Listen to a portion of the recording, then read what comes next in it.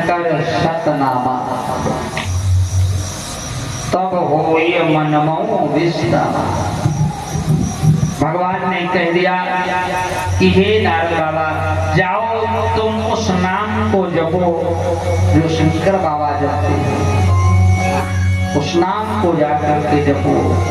जपो जाय शंकर सत नामा, उमा कहाऊं मैं अनुभव अपना, सत हरि भजन जगत सब सपना। राम रामेति रामेति रमे रामे मनोरमे, सहस्र नाम तत्तुल्यम राम नाम वरानने। उस नाम को जाकर के जपो नारद बाबा, तब तुम्हारे मन में विश्राम होगा और तुम्हारे मन को शांति मिलेगी। सत्यलोक नारद गए, उसी समय भगवान के नाम का गुणगान करते हुए नारद बाबा सत्यलोक को पधार गए। बोलिए भक्त और भगवान की। आज का 8वां दिवस भगवान श्री गजानन जी के महोत्सव का आप लोगों ने बड़े ही आनंद से और समय देकर के भगवान गणेश जी का महोत्सव मनाया है। गणेश जी आप लोगों पर कृपा करेंगे, अगले वर्ष फिर आएंगे और दर्शन देंगे। कल प्रातः काल की वेला में पूजन और हवन आरती, फिर उसके बाद विसर्जन होगा। क्या टाइम है?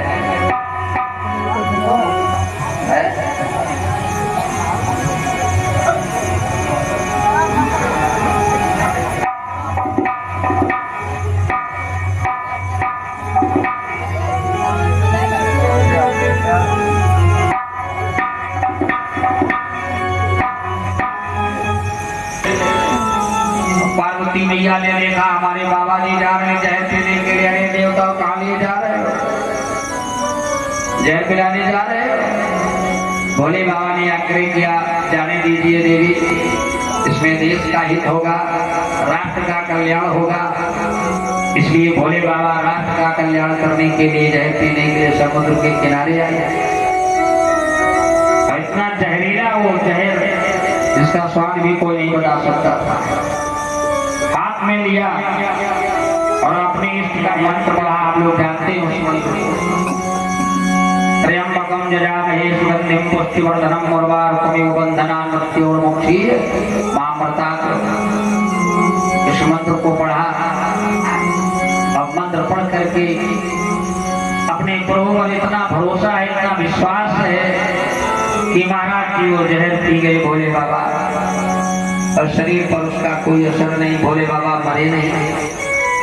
और यही पर इनका एक नाम पड़ा था, क्या नाम? मृत्युंजय। बोलिए मृत्युंजय भगवान की।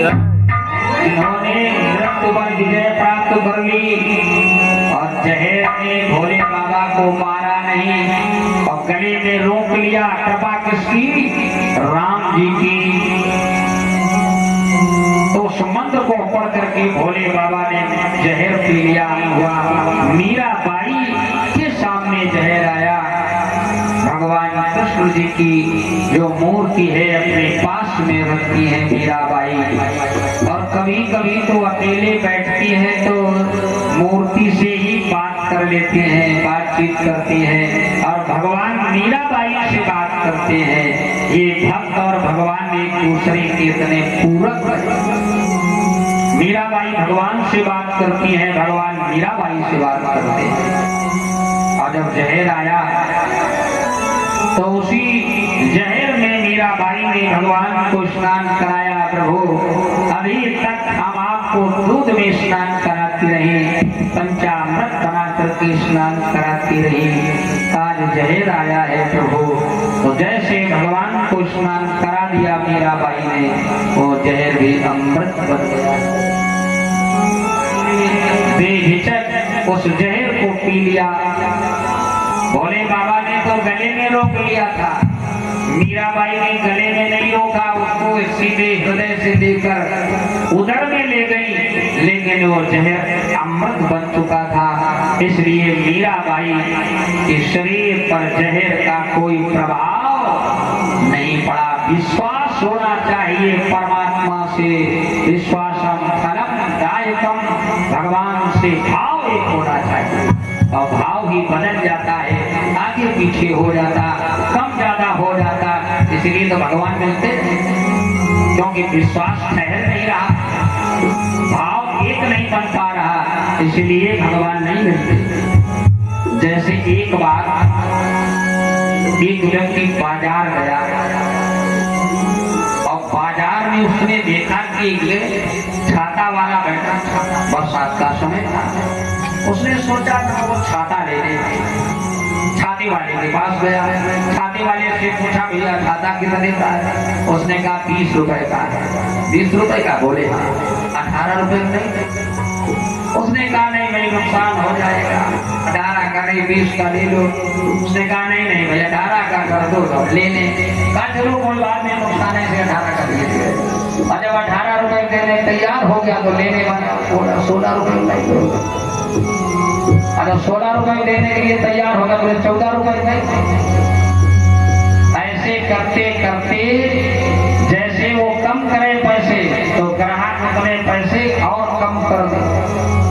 आखिर में उसने कहा, दुकान वाले ने कहा भैया ऐसा करो कि अब ज्यादा नहीं दे सकते हो तो तुम 4 रुपए दे दो। उसने कहा 2 रुपए नहीं दो? बोले 2 रुपए का है तो फिर ही ले जाओ। बोले फिर ही अगर दे तो 2 ही दे दो, और पैसा नहीं कर रहा तो 2 दे। तो कहने का तरीका ये है कि उस व्यक्ति का जब एक भाव नहीं हो पाया तो छाता नहीं मिला बाजार में। और भगवान से जब ऐसा घटे बढ़ेगा तो क्या नाम भाव, तो भगवान कैसे भाव घटता है बढ़ता है। एक जैसा भाव भगवान के लिए बनाओ तो भगवान मिल जाएंगे। और भाव घटता बढ़ता रहा तो संसार की वस्तु नहीं बने, छाता नहीं बने। छाता की बात छोड़ो तो लो क्यों नहीं मिलेगा, भाव अगर एक नहीं बनेगा। इसलिए विश्वासम फलम दायकम, पक्का विश्वास, दृढ़ विश्वास और एक भाव मीराबाई पी गई तो कोई असर नहीं हुआ। अब बाद में मीराबाई का जब शरीर छोटा है ना तो भगवान बांके बिहारी के शरीर में ही समा गई मीराबाई। ऐसे ऐसे भक्त भगवान के हो गए। तो सबरी ने आश्रम छोड़ दिया, वो घर छोड़ दिया और आश्रम पर आ गए महात्मा जी के। और महात्मा जी का नाम है मतंग। मतंग महात्मा के आश्रम पर सबरी रहने लगी, विवाह नहीं किया, घर छोड़ दिया, बाबा जी की सेवा करने लगी सबरी। बहुत दिन महात्मा जी के आश्रम पर सबरी रही, सेवा करती रही और सेवा से महात्मा जी खुश हो गए। एक दिन महात्मा जी ने आश्रम छोड़ा और कहने लगे हे सबरी तुम इसी आश्रम भगवान का दर्शन होगा। और महात्मा जी चले गए। सबरी अकेले आश्रम पर रह रही है। आप देखिए सबरी का भाव क्या है। जंगल में जाती है, बढ़िया सुंदर कंदमूल फल ला करके रखती है आश्रम में। पेड़ के फल ला करके सबरी माता रखती है। पेड़ का फल लगा चख लेती, मीठा है, वही पेड़ तोड़ लेती है, आश्रम पर रखते हैं। क्यों? हमारे भगवान यहाँ आई। और काफी दूर तक सबरी रास्ता साफ करती है कि भगवान इसी रास्ते से आएंगे। भगवान के चरण कोमल है, कहीं कांटा न लग जाए, कहीं कंकड़ पत्थर भगवान के पैर में गड़ न जाए। ये सबरी माता का विश्वास है, भगवान को वहां ले गया। सबरी निहारे रास्ता आएंगे राम जी,